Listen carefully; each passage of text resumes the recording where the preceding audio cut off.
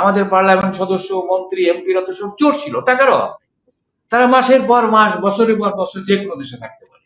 ভারত তার যে দাদাগিরি, মোড়লগিরির যে অভ্যাস দীর্ঘদিনে গড়ে উঠেছে 54 বছরে, এই দাদাগিরি থেকে ভারত বেরিয়ে আসতে পারে।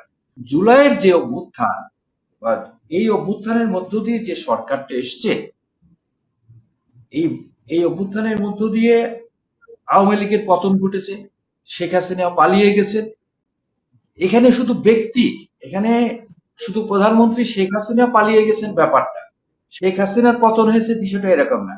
এখানে কিন্তু আওয়ামী লীগের পতন হয়েছে, এবং আওয়ামী লীগের একেবারে সেই মাথা থেকে শুরু করে একেবারে নিচের পর্যায়ে সমস্ত নেতা কর্মীরা পালিয়ে গেছে।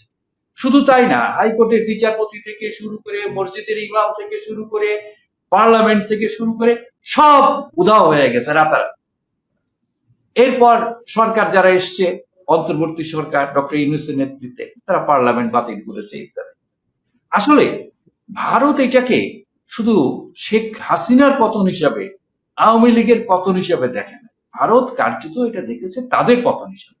অর্থাৎ শেখ হাসিনার পতনটাকে, আওয়ামী লীগের পতনটাকে তারা গ্রহণ করতে পারে।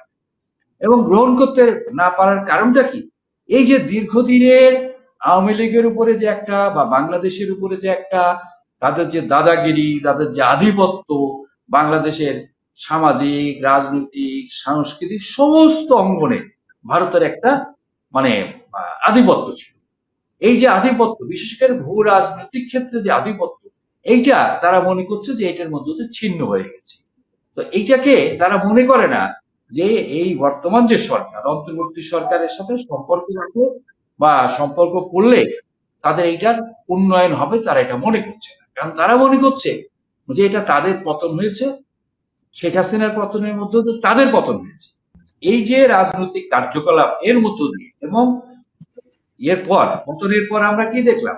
ভারতের মিডিয়া, ভারতের রাজনৈতিক নেতৃত্ব, এমন একটা মিডিয়া পাওয়া যায় না, এমন একটা রাজনৈতিক ব্যক্তিত্ব পাওয়া যায় না যারা ভারত বাংলাদেশ সম্পর্কটাকে স্বাভাবিক করার উদ্যোগ নেবে অথবা নিয়েছে। বরং আমরা কি দেখলাম?